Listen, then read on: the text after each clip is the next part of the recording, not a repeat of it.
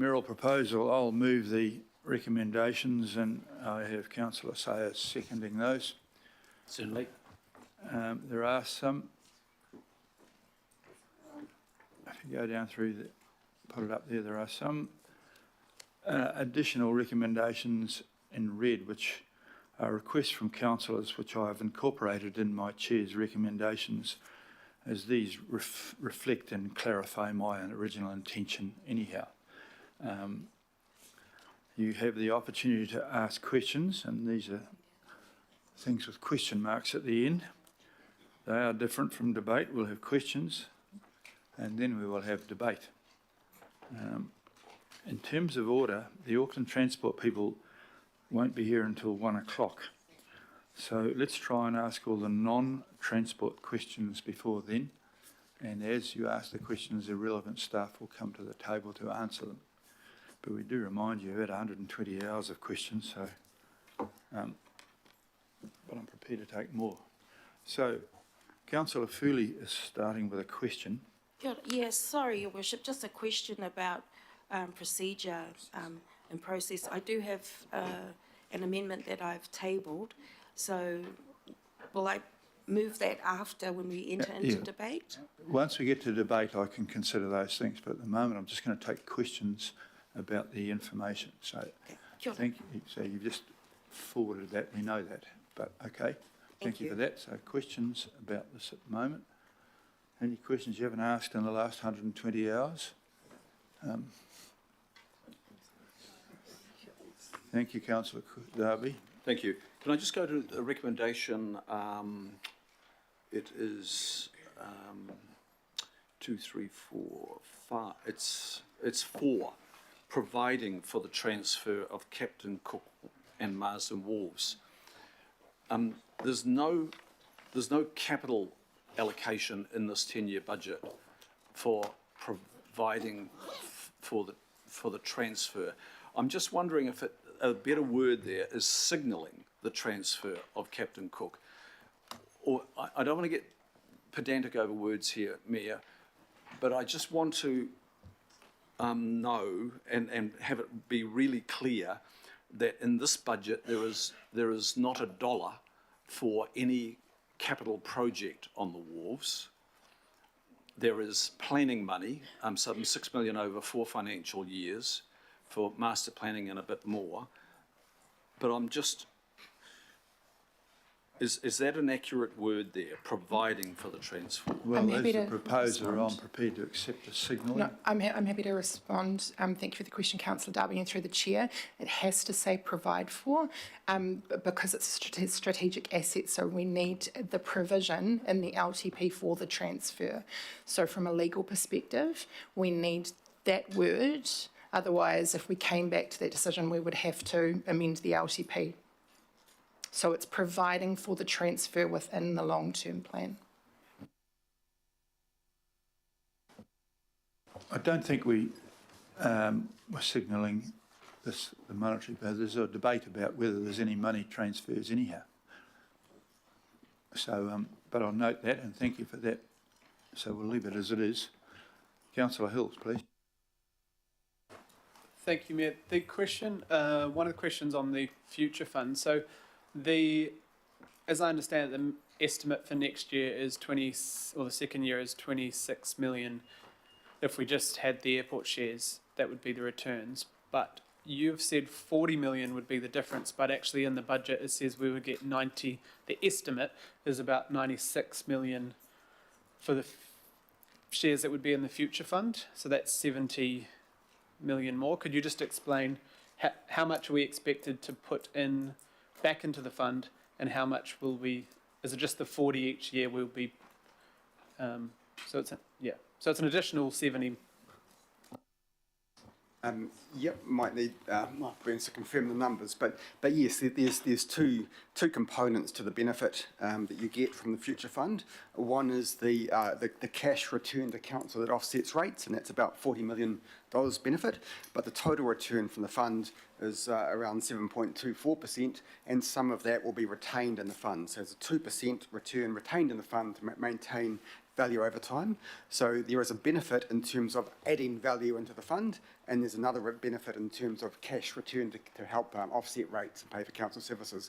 So the benefit for rates is the 40 million, but the overall benefit is closer to that 70 million. Okay, so each year if the ups and downs might be the bit we put back in, is that my understanding? We're aiming to use what would have been the airport shares dividend plus the extra dividends, so around 66 million into services, and then the additional 20 odd on top goes back in each year. Yes, we're looking to take that 40 odd million out, or 5.24% return, expected return over the long run. So, and then leave 2% in. So by having a 2% return going back into the fund, if inflation is 2% on average over the long term, you preserve the value in the fund in real terms. So over the long run average, we want to make sure that we don't, the fund doesn't deteriorate in terms of purchasing power. So it's about maintaining that fund over the long term. In any particular year, things will go up and down. But that 2% is intended to help maintain it over the long run at an inflation-protected rate. Okay, sorry, and it was just me, I was just confused with your 400. So basically the estimate in the LTP is that we would get an extra 700 million. We would just use 400 of it. Correct. So so broad numbers, 400 million of money comes out and helps pay for council services. 300 million goes into the fund and helps protect and build the fund up. Thank you for that. Councillor Henderson, please. A couple of questions just on the future fund, and you've kind of touched on it a bit there, but can you just talk us through the extra protections to the capital amount that have come in as a result of the work since the proposal? Because I think a lot of the local boards weren't aware of that when they voted their resolutions through. So what protections do we have for that capital amount? So protections in terms of how we secure it against future sales. Future sales. Yeah. Future. Yep. So there's a number of layers within that. There is a bunch of LGA protections in terms of policies, what you provide for in the LTP. Designating a strategic asset requiring consultation. That's kind of the first layer, is things you put into the things that you put into the LTP. The second layer is a trust deed, which will spell out what the purpose of the funds are for and set out a bunch of rules. So there will be layers of protection in terms of the LTP, consultation requirements, policies, a trust deed which will implement some of those things, and so that will have layers of protection. And then the third and final layer would be a legislative amendment, and there's a proposed local bill that would, similar to the New Plymouth example, which would provide another layer of protection. That is not something the council can decide. That depends on government supporting that, but that kind of gives you the belts and braces protection. Thank you. I've got two more, Mayor. One of them about the Future Fund, and thanks for that. It's really useful. Just going back to Councillor Hill's questioning around increasing the capital amounts over time and the proposal to do that. Can I just check, how often has Auckland Council, you may or may not be aware, how often have they grown the number of shares in Auckland Airport that they've held since the Super City? So the council hasn't invested more in the airport shares since the amalgamation of Super City. There has been dividends and capital changes where the council hasn't taken up opportunities or hasn't been invited to take up opportunities, and the council's share has been diluted a little bit. But no, the council has not increased its investment in airport shares since the Super City.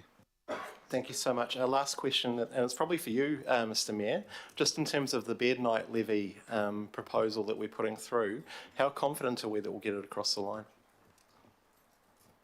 Well, very confident, really. I mean, you can't guarantee anything in the future, but I sat next to the Prime Minister yesterday at a luncheon, and he comes from the wider travel industry and understands this a lot. They're in a rush to pass legislation and some positive stuff. The lady who's the head of the New Zealand Tourist Industry Council has come and seen me and said she's positive it's going to happen. This time, unlike the targeted rate that we try to do. We've got both the Airbnb and the hotel group, and in addition to that, the group that came and saw me on Friday, Expedia, who owned a lot more than I thought they did, they're also into the thing as well. So the entire industry is in favour of this time, and the government's certainly looking to do things which mesh with this. And as I say, the Prime Minister comes from that industry anyhow, and he's quite gung-ho about it. So as confident as I am about the parking fines, I'd say. Councillor Ferry. Thank you. So I've got a couple of questions about the Future Fund, and then I've got one question around the port stuff. So I just want to clarify a little bit from perhaps where you were going with Richard Hill's question before. So without the Future Fund, what kind of OPEX gap do we potentially have each year in terms of what we're looking at today? Those numbers have shifted around a little bit, but and would that OPEX gap need to be met by either rates increases or cuts or some kind of combination? Is that what we're looking at there, please? Yep, that is correct. So if you look at the option of an LTP budget with the Future Fund with just the airport shares, that will provide a benefit of 40 million per annum that's available to offset rates, fund services. That is, ignoring the extra returns that are then reinvested in the fund. They're tied up and can't reduce rates. As the fund was envisaged and consulted on, there was a self-insurance proposal. So option 3, I believe it was, that was consulted on, had some self-insurance benefits. So that was a 10 million benefit plus the 40 million enhanced return. Overall, 50 million benefit under that option. That would be equivalent to a 2.2% difference in rates in year 2. Self-insurance is now off the table. So it's it's the $40 million difference is kind of what you're looking at. So if you don't proceed with the Future Fund with the airport shares, that's a $40 million difference in year 2. You'd have to reduce services by $40 million per annum, or 40 million extra rates, and that would be equivalent to about a 1.7% rates increase. Thank you.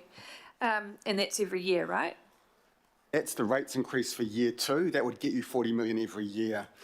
So it's really about that year 2 rates increase. Okay.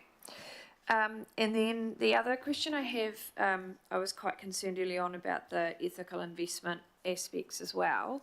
So we have, I think it's called a responsible investment policy, yes, which says we won't, well, we did divest from and we won't in the future invest in production of fossil fuels, manufacture or development of controversial weapons, not sure how controversial is defined, but that's okay, manufacture of tobacco and revenue from gambling.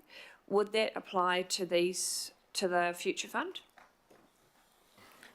So as part of the Future Fund structure, there will be policies that the governing body will set about what the fund can and cannot invest in, and that would be the mechanism by which you could include or exclude certain types of activities. So yes, there's a clear mechanism to include those kind of policies. That would be up to the governing body to decide. But yes, exactly those kind of provisions and things could be included. The more provisions, the more things you exclude might reduce the returns as a bit of a trade-off.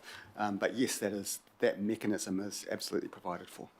And the default setting going into, I mean, obviously we have to have that conversation, but the default setting going in would be that we would stick to our current policy. That would be the most likely.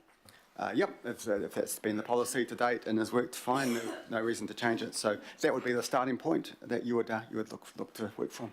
Thank you.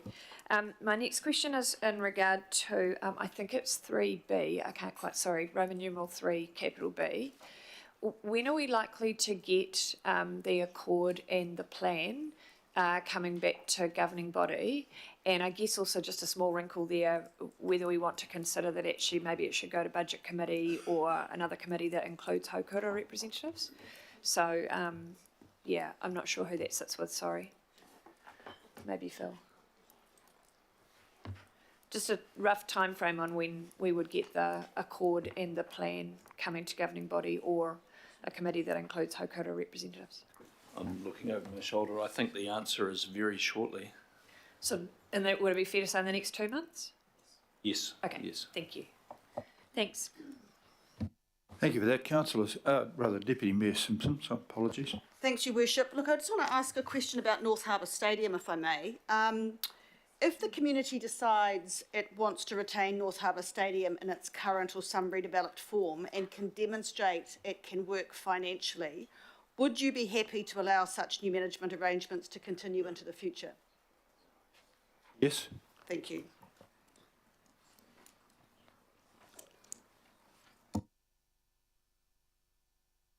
Councillor Fully, again. Kia ora. Thank you. Just some questions around the Future Fund. So the protections that you talked about, and we did have workshops on that, and I did ask some questions of our legal team on that. Despite all those layers of protections, would you say that there is a 100% guarantee that no future governing body and or government, parliament, could make different decisions and either amend or, you know, change what we are putting in place today and or sell or raid that fund? Is it a 100% guarantee that that won't happen? And I've got a couple of other questions. No, there's no 100% guarantee that it's not possible to bind the Parliament of New Zealand, that the state is sovereign. They can make whatever laws they choose to in the future. There's no ways to do that, but this is, with the legislation in place, it's an extremely high bar. Yeah, kia ora. And my second question around that is around the legislation. So in section 7, subsection 1C, and I have had a look at the New Plymouth one, and it is a little bit different to the New Plymouth one. This part of the bill that's being proposed is not, they don't have that in the New Plymouth Act, New Plymouth PIF Act, but section 7, subsection 1C looks to me like an attempt to entrench future governing body decisions. So it reads, the council may only depart from the principle in subsection B if at least 75% of the council's governing body resolves blah, blah, blah, blah, blah, which is kind of a type of entrenchment type provision. So my question is, knowing that parliaments are very cautious about entrenchment, knowing very recently Parliament tightened up the rules around entrenchment, I think it was only 2023, and the current coalition government members from ACT and others spoke very strongly around that tightening up. How confident are you that that section of the bill you're proposing will go through, and that is an extra layer of protection that you're talking about in terms, and that would be probably the biggest layer of protection in that bill, because it seeks to bind future governing bodies from making a decision using your ordinary majority type vote. You need a 75% majority to get that vote across the line for a future governing body, which is a type of entrenchment. So just maybe to the legal team, how confident are you that that part of the bill will go through? It's not in, there's nothing similar in the New Plymouth Act. Kia ora. I might have a go at this. We've discussed with the MPs, we have a high level of confidence that they understand the concerns of members of the public to ensure that this is well and truly protected. And so I think we've checked that with Parliament, and they are very supportive of legislation like this. Even if it takes a little bit of time, this council still has 18 months to run, and I don't see a mood for us to raid it before we've started it. Thank you. Kia ora. I wonder if anyone from the legal team might want to comment around, it's the entrenchment and the caution that Parliament has approached entrenchment. Only very few provisions, those around the Electoral Act, are entrenched, and your confidence that something like that, which is basically an entrenchment of future governing bodies. And like I said, given that recently Parliament has tightened up their own rules around that, how confident are you from a legal point of view that that will go ahead? Yeah, thank you, Councillor. The legal Meredith and the legal team is just coming to answer that particular question. I do think that it is really a political question, because it's a it's a matter for Parliament whether they're happy with legislation, and what the Mayor's just explained, which reflects the conversations we've had with members of the government parties and members of opposition parties, which is that there is the indication of support for a bill of the nature that's before you, and that should give us a high level of confidence that a bill, if proposed by this governing body, would pass substantially as you proposed it, and you know, that they, in the discussions we've had, they are aware of the nature of the legislation and the changes that are proposed compared with the New Plymouth Act, which, as you pointed out, passed Parliament last year unanimously. Look, I would just agree with what Max has said in terms of it being a political question. The only thing I can add is that it's legally open to them to do so. But you're right that it does attract controversy. But again, that just goes back to whether there's a political will to pass it or not. And, you know, as a lawyer, I'm not the best person to comment on that. Kia ora, thank you. Thanks. So my next question is around the benefits that you've talked about just now, the $40 million difference in year 2, for example. Again, you know, in our workshops we've talked about how that's based on assumptions. So what kind of guarantees can you give us that that's actually what we're going to see, or is it just based on assumptions and uncertainties? And then I've got one more question about the management. Can you 100% guarantee that those are the figures that we'll see in the future in terms of the returns and the difference? There is no guarantee around any of the financial predictions and assumptions. That everything that has an element of uncertainty. You know, we are working closely with the auditors. The expectation is that we have reasonable basis for our assumptions. We disclose the uncertainty and the impacts. So everything is uncertain. Holding on to the existing shares, for example, is uncertain about dividends and capital returns. You know, everything's uncertain. There's no guarantees. But we are confident that we've got reasonable assumptions, that is a robust audit process, and we've got the best information and predictions that we can have. Kia ora. So there's no guarantees. Thank you. And my last question is around the management of the fund. The structure is not yet known. Is that correct? That's something that we've still got to decide in the future. If this goes through, then how that's going to be managed, the structure of it, the trust, who the trustees will be even. All of those things are also unknowns. Those are things that we'll decide on in the future if this passes through. Is that correct? I'll take that question, Councillor. One of the resolutions today is to vote on establishing a trust. So the structure of the trust would be clear. In terms of the setup of the governance and various policies, we would aim to bring that back to you as part of your 27th of June decision making. Kia ora. And only then will we know how much control council will still retain? Only after we can make those decisions then, right? In terms of the setup of the board and whether we'll still retain some control of the board, or will it be just completely out of our control once we set up the trust board, or is that unknown as well? The trust will be a substantive CCO, so it will be function in a similar way to the other CCOs from that respect. Okay, and the previous one, ACIL, I assume. Kia ora, thank you.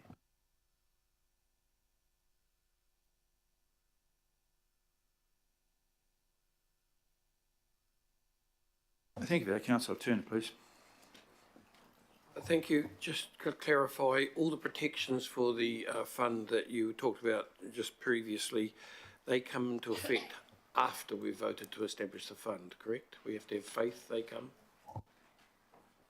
We can't put the protections in place before you make a decision to even proceed with a fund. So we can, the intention is for you to make decisions today. We will then go away and do the work, but before the fund is set up, within sort of 6 months time frame, all those decisions can be made ahead of that, the point of when things are executed and shares transferred, etc. Thank you, that's clear. Port. We don't know who's on the port. We have no control over who's on the port. Councillor Sayers, please, sorry. Yeah, thank you. Two questions are mainly clarification questions. One might be through you, Phil, potentially. So first one is the savings objectives that the organisation's been given, that 141.8 million over the 3 years. Could you just clarify, does that include, or has it assumed about the going to the bi-weekly rubbish collections? Is that part of that potential savings?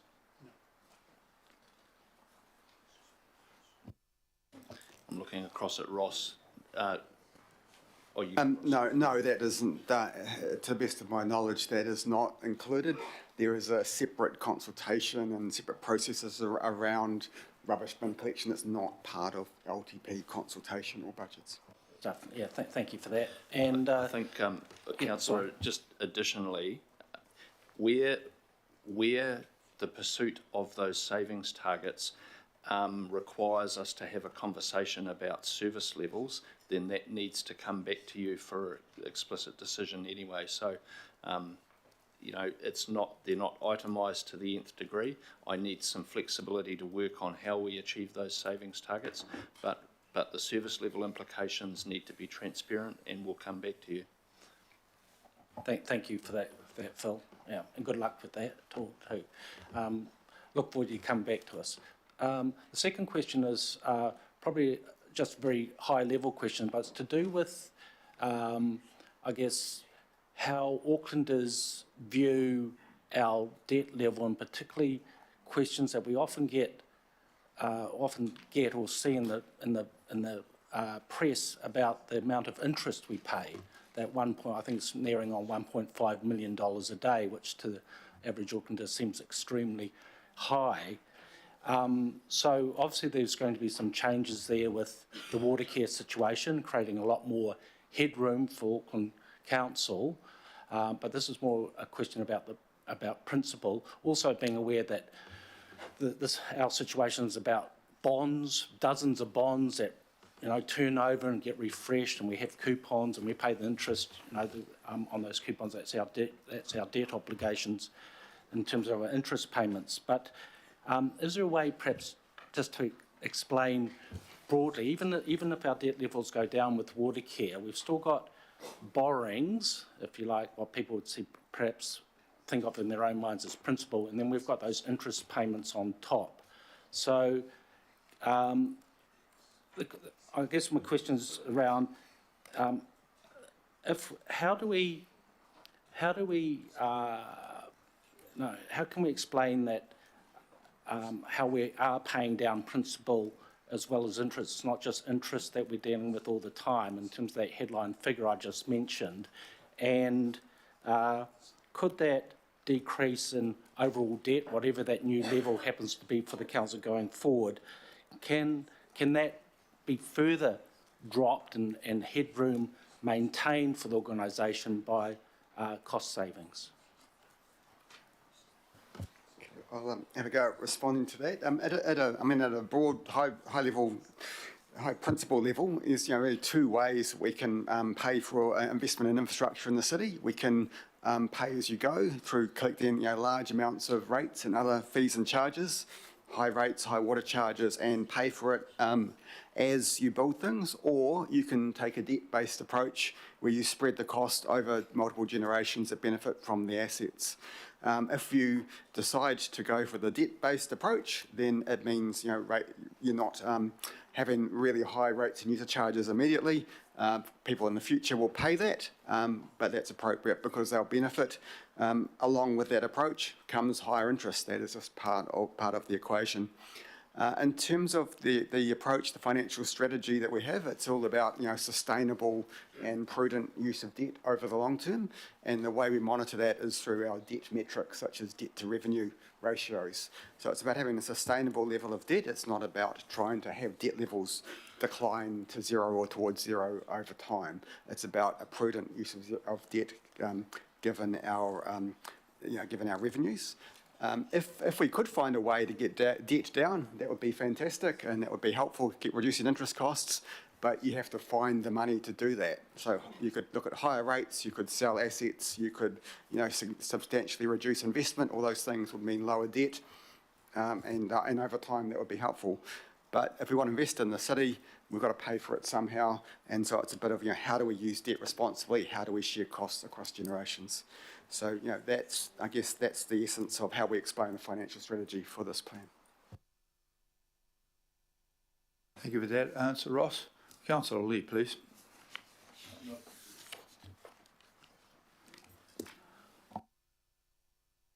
Councillor Dalton, please.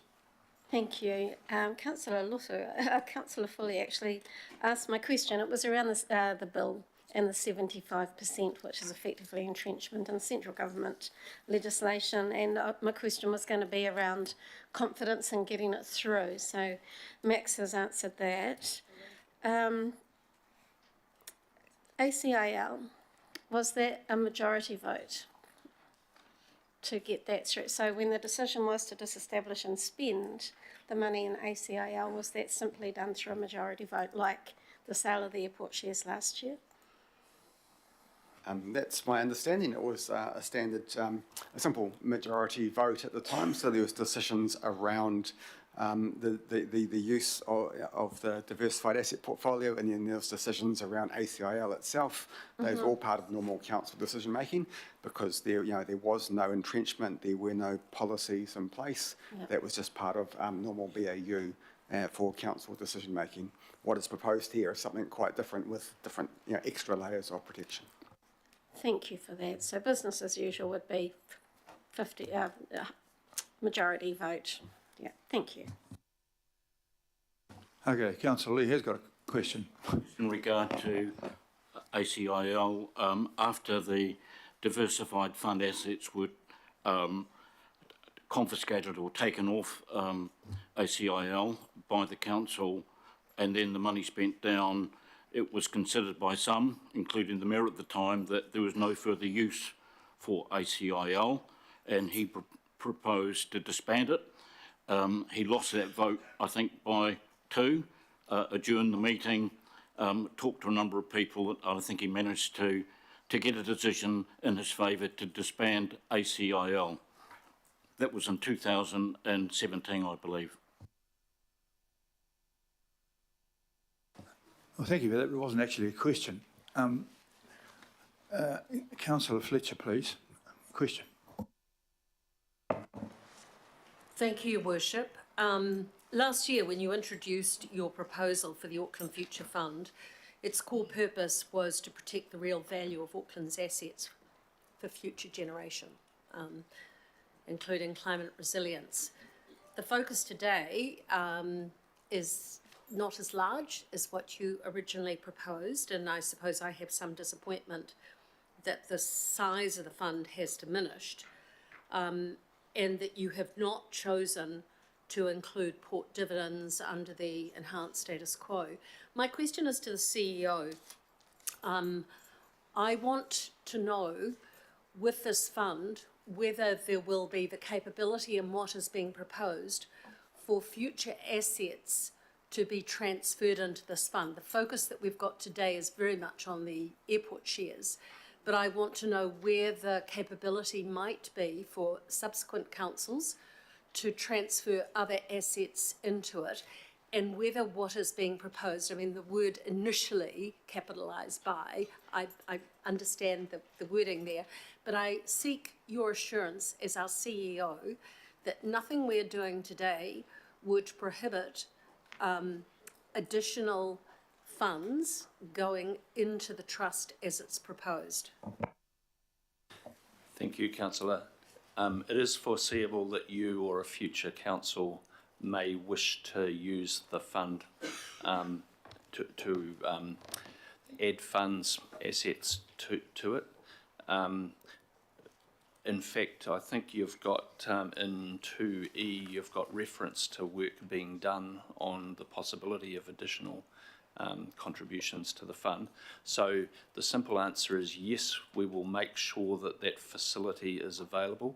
The way that that would happen, through the scheme design, through our policies, through the creation of the trust deed and through the legislation to allow that facility to be there for you and future councils. Thank you. My follow-up question on that to you as CEO is, I understand that the Mayor is very mindful in a compassionate sense about how difficult things are for Aucklanders right now with the decrease in real incomes. One of the judgments that we have to make is by not putting under the enhanced status quo additional revenue into the Auckland Future Fund, whether, for the cynics amongst us, that will take the pressure off the organisation continuing to find savings, because that will offset the pressure on the organisation.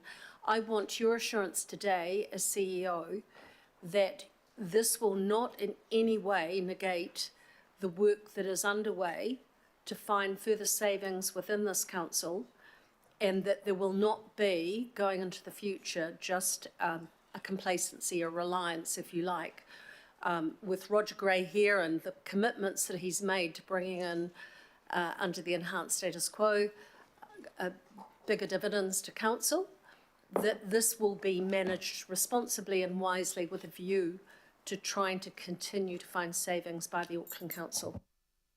I can absolutely give you that assurance. I'm actually, this sounds contradictory, I'm happy that we put the organisation under some continued pressure in that regard. There are limits to that, and I've discussed that with councillors previously. I think the savings targets that are baked into this budget, 27 million odd in year 1, growing in year 2 and further again in year 3, represent a real creative tension here on me and the organisation. So I'm very confident that you can see that tension there. Thank you, Worship. I reserve my right to speak when it's appropriate.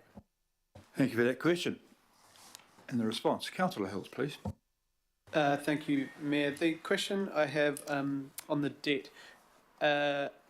if we weren't to debt fund the capital we have planned in this year, what would we have to up rates by? If we wanted to do the same amount of capital. So it's a significant amount. It is. It's double. I think we worked out might be 50% increase in rates. That order of magnitude. It's 50. Yeah. It's kind of, if we were to replace the use of debt and try to fund everything immediately through rates, it would mean a substantial increase in rates. Well above the single digits we're talking about here. Cool. Absolutely. Thank you. I don't know. Before, I wasn't sure if Nick Hill online or in the room. Just wanted to ask a question about Tātaki, if that was all right. Or I can ask you guys anyway. And maybe, Mayor, if you scroll to the bottom, I guess if the staff could tell me the second year, if we, essentially, I'll give you my point and then the question. Go from $28 million a year before COVID for destination and major events. This year it was 13 because 5 was FIFA. Next year will be 8. It will, I guess from Nick, I'd like to know what happens if essentially there is no money for destination and major events. If the visitor levy doesn't come in. He may not want to answer that.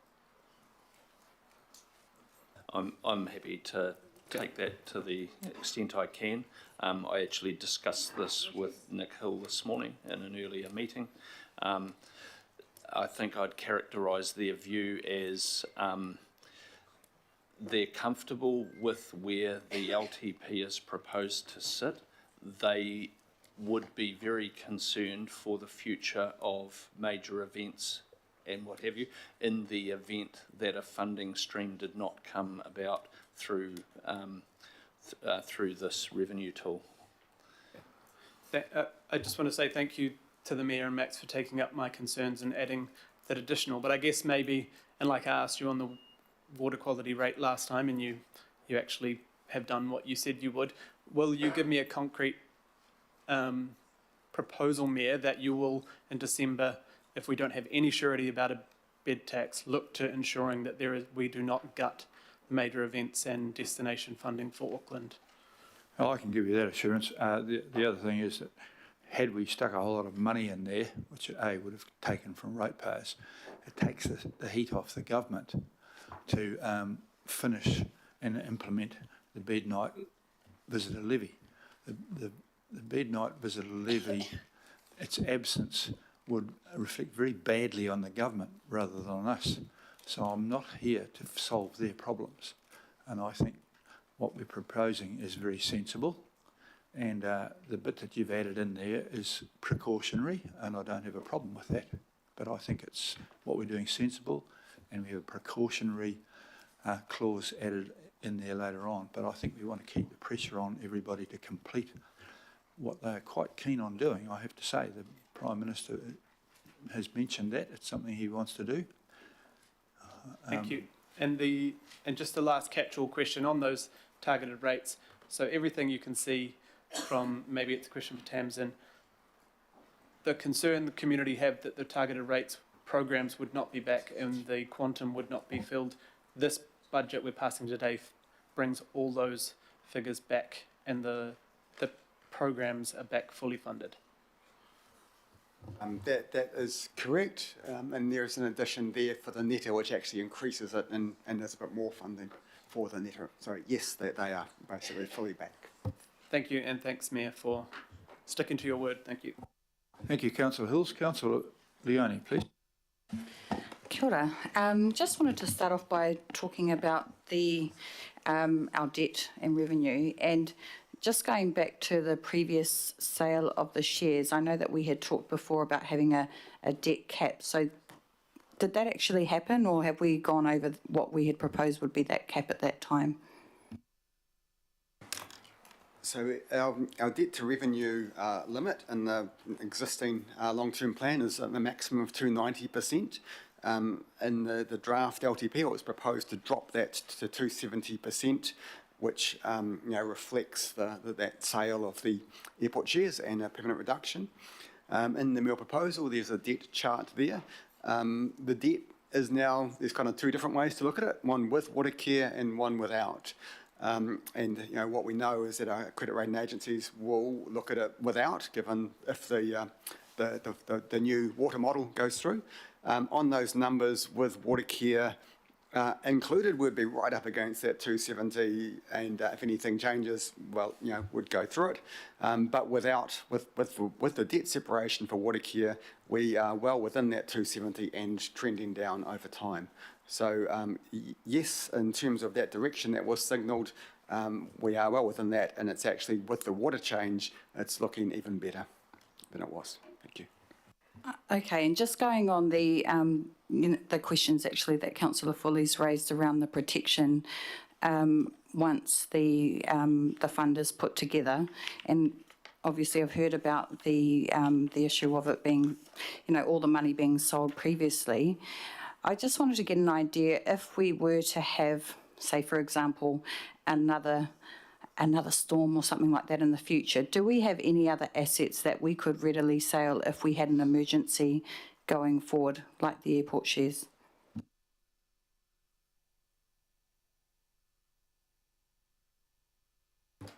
We don't have a lot of other liquid assets like airport shares that are available.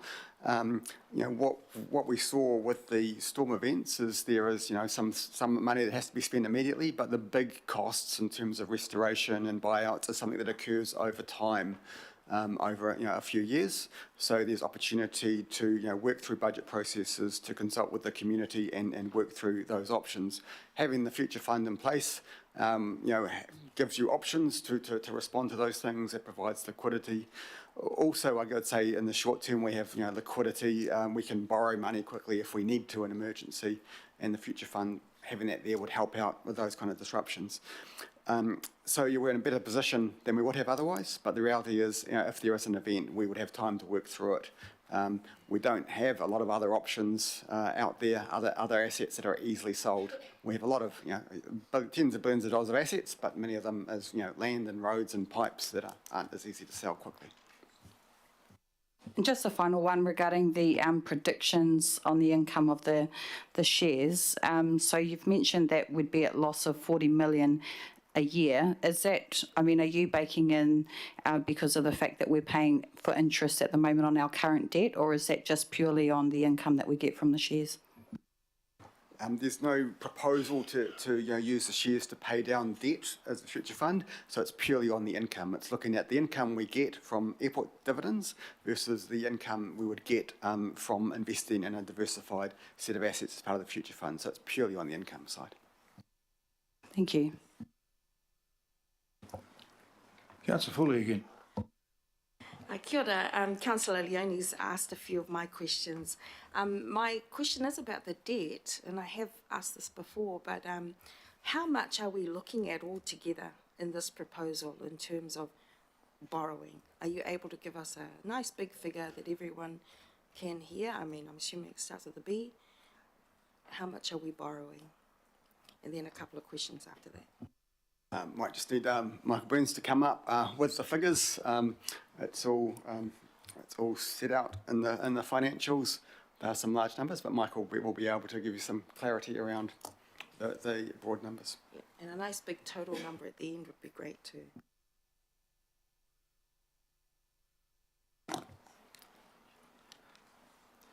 Kia ora, and through the chair, the projected debt levels for the council in terms of total debt rise from around just under 14 billion in year one, and by the end of the LTP currently projected to sit at around 22 billion. So that grows pretty quickly over the first half and then levels off. I suppose the other thing that's important to note here, though, is that the measurement for the council is in terms of that debt to revenue ratio that Ross has mentioned, and the charts for that, which are included in, I think, both in the mayoral proposal and in our reports to that. Kia ora. That does sound like a big number, but even though we do still have a very healthy buffer there in case there is a flood or another pandemic or something or other like that. And then my final question is around the use of debt. Debt, generally, we borrow to pay for capital projects, CapEx, correct? Yes, that's correct. We use debt, I think, as Ross spoke earlier, we use debt to pay for things that provide benefits over time, and so that way we can spread that cost across the people that benefit from that investment, so generally capital investment. Kia ora. Thank you. Thanks, Your Worship. Thank you for that. Councillor Newman. Good morning.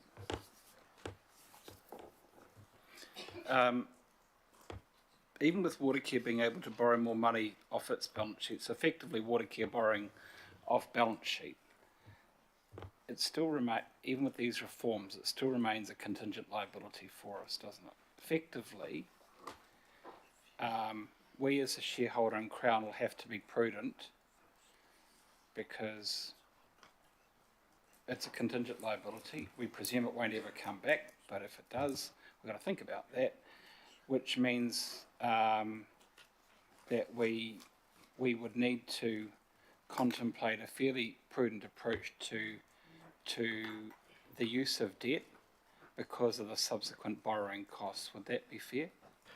So, two parts to that. One, we will always agree with you on taking a prudent approach to debt and subsequent use of it. So we will always advise in that terms. But in terms of Watercare, the assessment that we received when the decisions were made around water reform was that it would not, from a credit rating perspective, be seen as a contingent liability. It would not be included at all. However, the financials that we talk about as a group will always include Watercare. And so to that point, those debt numbers that I just provided in answer to the previous question included Watercare's debt. Okay, thank you very much.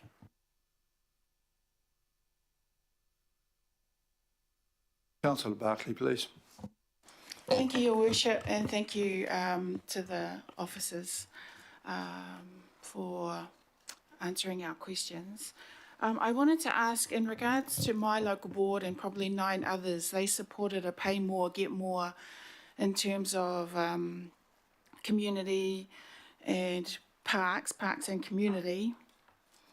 And I wanted to ask, in regards to the mayoral proposal, it's slowing down, deliver differently. And I wanted to know, how can we ensure that the timing doesn't leave out a lot of our communities that are already intensified? They're already undergoing town centre redevelopments through Eke Panuku, but seem to be held up because on the community facilities side, there isn't the advice or the funding to keep that end of the redevelopments happening. If I may just comment briefly, and I'll pass across to Justine Haves if she's there. In the central proposal, there was a large investment in community investment, not as large as the Get More, but it's still a big number. In the meal proposal, there's a little bit less money for the Deliver Differently in years 2 and 3, but on the flip side, there is more money for local boards through the fairer funding, more than there was in the central proposal for consultation. So net in the community space, there is more money across the next 3 years. But what that means is the money is with local boards, so they are more in the driving seat for some of those changes. If we've got Justine or Claudia? Claudia is coming up to provide a bit more detail on that.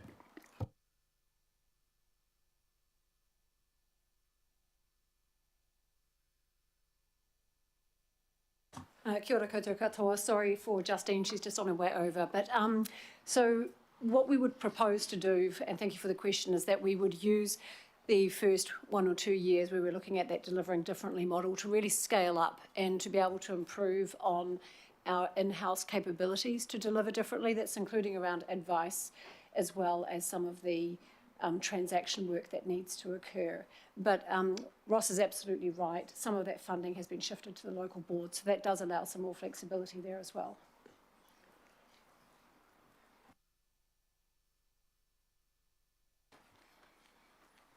Yeah, from the local board side though, they say that they're not empowered. There isn't the advice there or the processes to make the optimisation faster. You know, hearing stories of other local boards, they're waiting 4 years to dispose of assets. Yes, and thank you for that question. So we acknowledge that, and that's because the GFR kicked in at about 2022, and that was when the governance for local boards or the decision-making for local boards increased at that time. And so what we've been doing since then is increasing our capabilities as well as our budgeting processes to be able to help that to happen faster. What we would propose to do, and this is subject to detailed business casing, but we would propose to be able to continue that deliver differently to really get that right, so we can make that easier for local boards over the coming years and accelerate it, more importantly.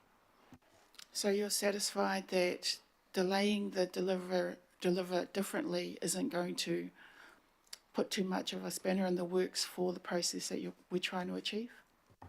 From my initial glances and my teams, I believe we can make this work, yes. Thank you. I have 2 more questions, please. The airport shares. Based on public feedback and 11 local boards supporting the fund, but not supporting the fund being funded by the airport shares, what efforts were made to find other sources to fund this fund? So through the chair, I guess what I would point out is that that was what you agreed to consult on. So that was the scope of consultation. So that at that stage, when we're receiving feedback from local boards, that's feedback based on what we consulted on. So in terms of your question around whether we looked at other alternatives, at that point in time, that was what was agreed to by the Budget Committee. And therefore that set the scope of consultation, which was around the shareholding and the lease of the port. So would it be fair to say that that is still an option then, finding other sources to fund this fund?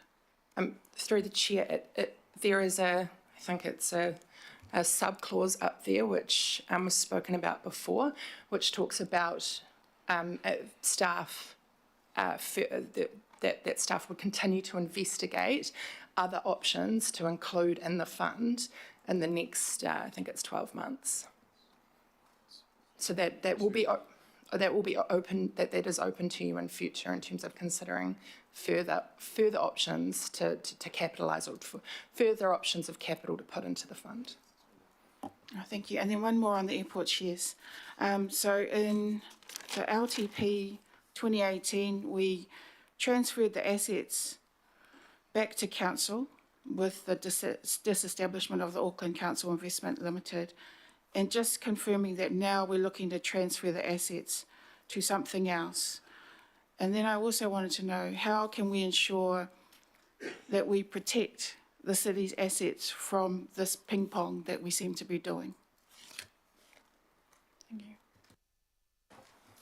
I think the proposal to put the assets into a trust, that has is by its nature a long-term instrument, and then having the legislation wrapped around it will, give a lot of certainty for the future. Thank you. Thank you. Please, Councillor Ferry. Kia ora, thank you. And thank you for indulging me with the second question, or second round of questions, but there's just one, don't worry. I was remiss in not asking about fairer funding for local boards, which we've done a lot of work on, and I just wanted to check in that where we've landed now, what's in these resolutions, is going to mean that no local board is worse off as a result of this approach. Is that correct? That is correct. Thank you. Okay, I think that's quite clear. Councillor Baker. Well, sort of related to that. Just the midnight visitor levy, and so probably to you, Your Worship, will that include the ability to address the very real need, and we heard from the chair of the Waiheke local board in regards to how do we address the anomaly where they have a population of less than 10,000 but get over 1 million visitors a year. Is it envisaged that that levy will potentially address some of the very real local board funding issues that that board has, being an island?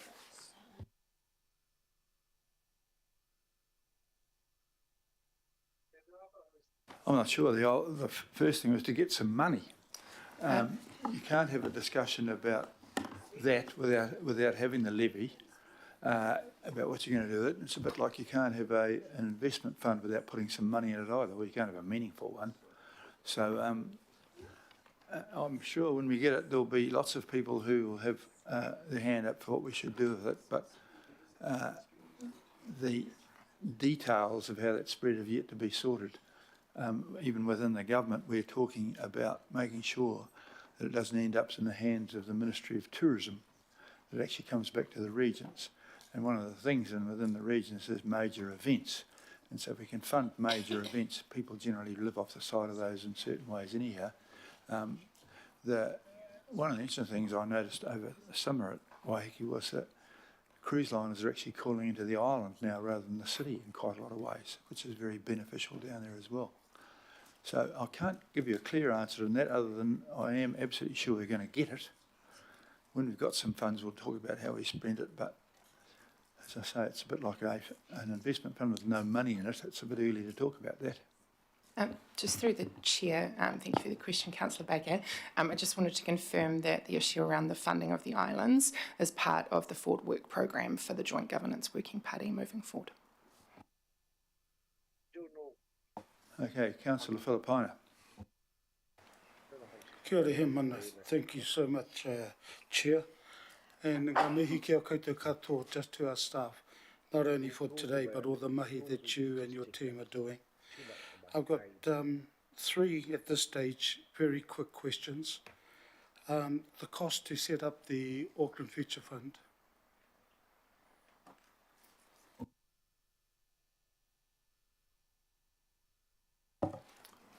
So within the calculations we've provided for $500,000 worth of cost to set it up, the trust, and establish things. Now, I don't know, Michael, whether it be you or the CEO to answer this next question, but what other capital contributions could be added into the fund? I know that there's the recommendation up there for 12 months' work, but has there been any talk around possibly what could be added?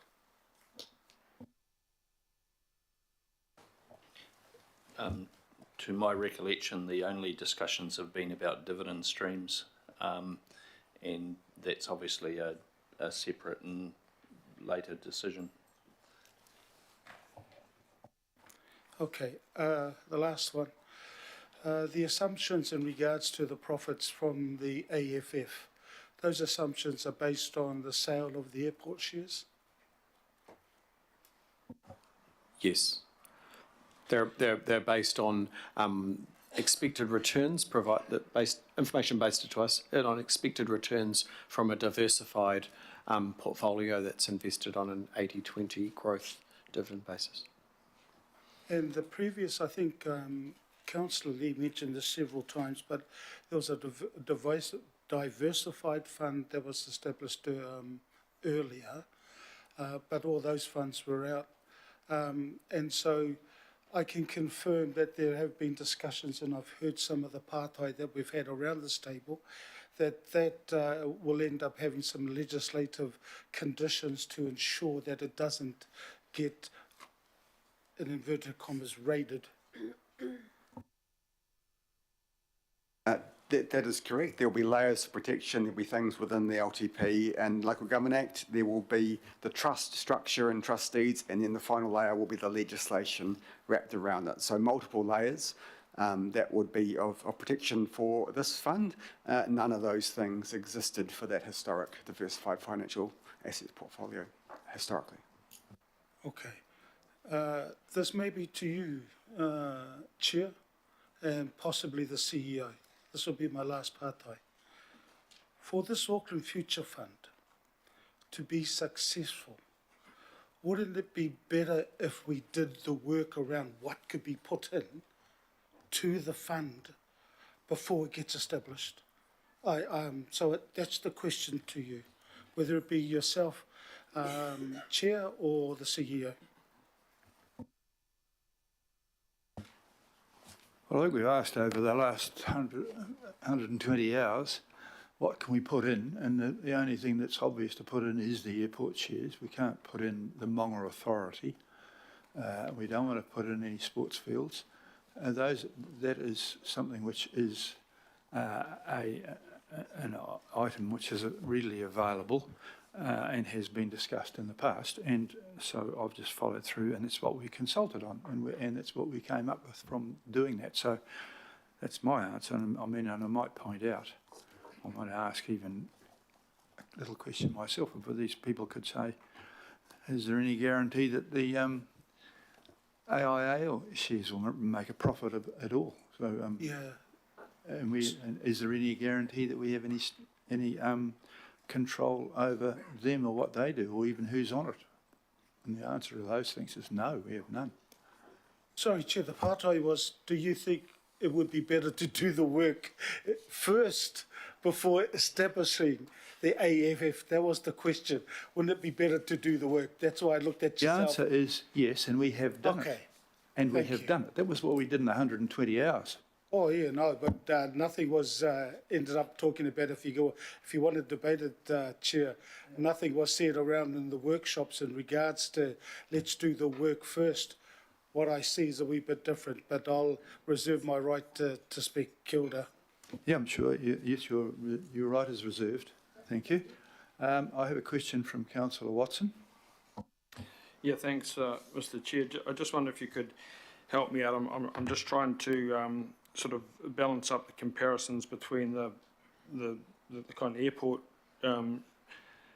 shares and the profitability of the diversified assets portfolio. So just in respect of that kind of longer term future returns at the airport shares, and I can't recall it, but did we have any information on what the likely changes to the dividends at the airport might be as a consequence of all the redevelopment that's taken place over there, which anyone can see when they go out there, massive expansion. So did, and I say that in the context of taking on a slightly longer term view than we have done thus far in the comparisons here. I mean, for instance, in the last time we elected to sell off the shares, we were told that from 2011 to 19, the airport shareholder returns went from 70 million in 2011 to 2.47 billion in 2019. That was an increase of 2.4 billion in shareholder returns, made up of capital growth and dividends in just 8 years. So I'm thinking of the combination of capital growth and dividends, because when I look at our previous diversified assets portfolio, we had good returns and dividends, but there wasn't the capital growth there. So basically, what work have we done on a slightly longer time period, and in particular keying in capital growth and dividends, which certainly occurred in a spectacular fashion. I couldn't see any diversified assets portfolio having those returns the airport did in that. So looking out a bit longer and perhaps making a more meaningful view of what may or may not happen over, say, a couple of decades, especially given the huge investment that's occurring out there.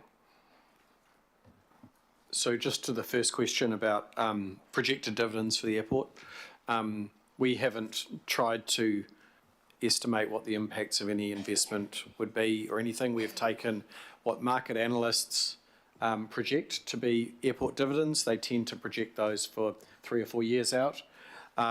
And we've taken those experts in the market and consensus expectations of dividends. In terms of the capital side of things, we have focused our work on and the advice on the returns to the council in terms of financial contribution to council, and how returns from either the existing status quo with owning the airport shares or the proposed future fund might contribute to council costs. Under the current status quo, where the airport shares are a strategic asset and we're prohibited from sale, then there's no way for any capital gains in those or capital appreciation in those share values to come back to the council to support overall council expenditure. Thanks, Michael. I guess if all the various councils had held on to the shares, there'd be about over 6 billion coming back to the council now. But that's another matter. Would have paid off half our debt. My final question really goes to the notion of investment in funds, and I just wonder what commentary you might make on the observation of some economists that the strength and weakness of the airport shares. So the strength being that we're really investing in funds that into activities that benefit Auckland and Aucklanders, as opposed to a situation in which the ratepayer funds are being invested in activities that generate a return but do not directly benefit Auckland or Aucklanders. So that kind of balancing, what's sort of view have we adopted in terms of that investment of funds into something like an airport that benefits all of Auckland and Aucklanders, albeit perhaps with a geographic risk, as we've said, but that kind of wider benefit. Have we looked beyond that, or have we just tended to concentrate on the strict return on investment? Just wondering if John Bishop's on the call and available, wants to comment on that. Maybe just give him a second. Is he available? Yeah, sorry, I'm here, Ross. Can sorry, repeat that question again. So some commentators, in terms of investments and what perhaps the council should be looking at, have made the observation that in respect of investment of Auckland Council funds, particularly as it goes to, like the airports, that there's weaknesses and there's strengths, and that the strength being that the funds are directly invested into an activity that benefits Auckland. Auckland is a big, domestic and international airport that grows, and that's part of being in Auckland and Aucklander, and the council's making a significant contribution to that, as opposed to perhaps, taking that more geographic risk approach, but which sees investment into areas that do not directly benefit Auckland or Aucklanders in the same way as an airport does, but we know perhaps gives a better return. So just wanting to know to what extent we, in our advice, have taken that wider view of benefit to Auckland through council investing in funds and activity, in this case an airport that has long-standing and ongoing benefit that's hard to perhaps identify in an exercise like this. Yeah, Councillor, it's a good question. I think what we get is the benefits of both, and the fact that by selling our shares to someone else, we get the diversity financially and geographically, but someone else owns those shares, and therefore they're investing in Auckland as well. So Aucklanders still get that benefit from investment to Auckland.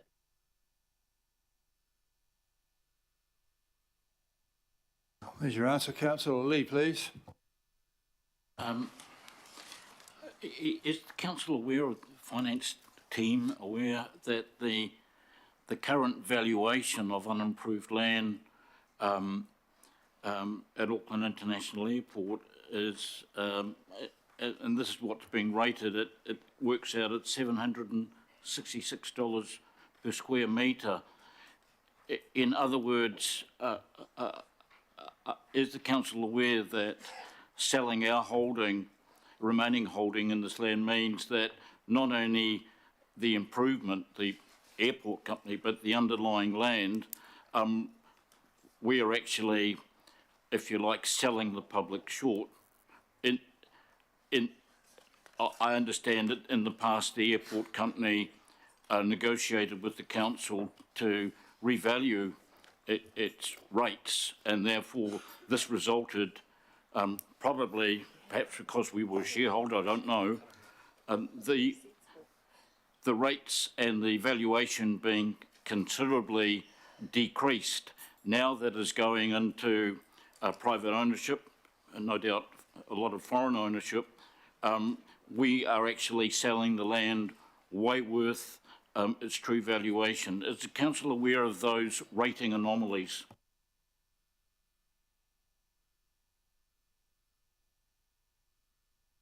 Do you want me to take this question again, Ross? Yes, please. Yeah. Look, again, council, this is all public information, which is already reflected in the share price. I would suggest if you think there's a great profit to be made, then you buy some shares yourself.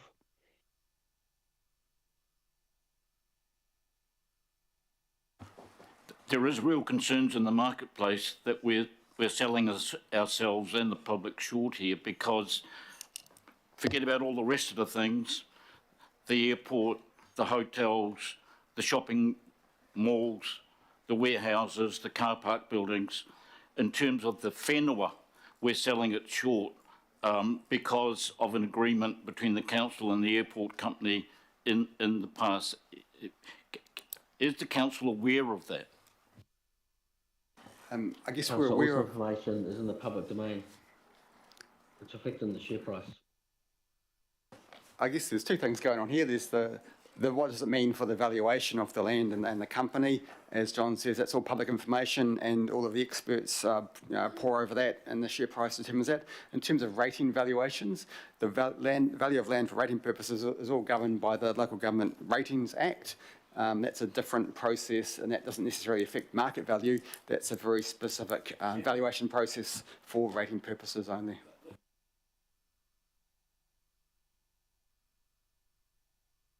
I'll ask a general question. Where else in Auckland is land valued at $766 a square metre? commercial land. I'll leave that lie. The other aspect to this, and going back to the Local Government Act, decisions and consultation and so on, I think it's section 77, and the special consultative procedure, which I can't find any mention of that anywhere, but leaving that aspect aside, in terms of the Local Government Act, have we had contestable advice which would suggest the merits of retaining that intergenerational holding that was bequeathed to this council by visionary Auckland regional leaders of the past? Have we, I know we had a session with the Australian consultants Flagstaff. I think they got about 1.5 million for their advice. And when they were asked, is there a good reason, any good reasons you can think of to keep our airport holding, they said no, not one. But surely that's nonsense, of course, and says more about Flagstaff than anything else. But is there any advice that we can look at to measure, as per the Local Government Act, and you can look it up, the costs and benefits, the pros and cons of this decision in terms of what is the upside of keeping that already highly diversified investment?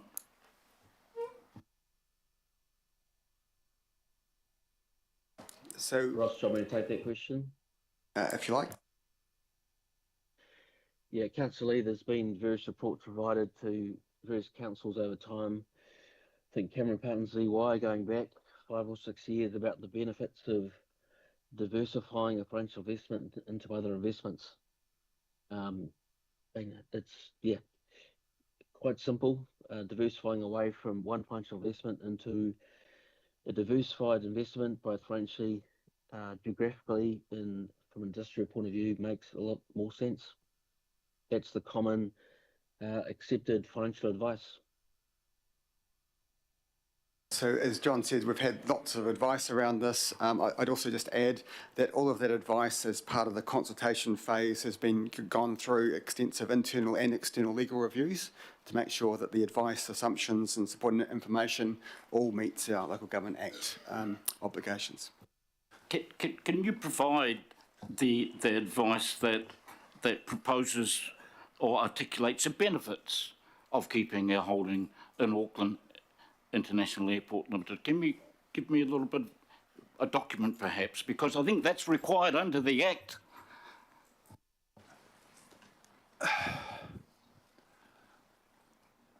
There's extensive documentation in the papers here and that supported the support information for the consultation and all of the workshop materials that went into it. There has been extensive documentation on all aspects of this proposal.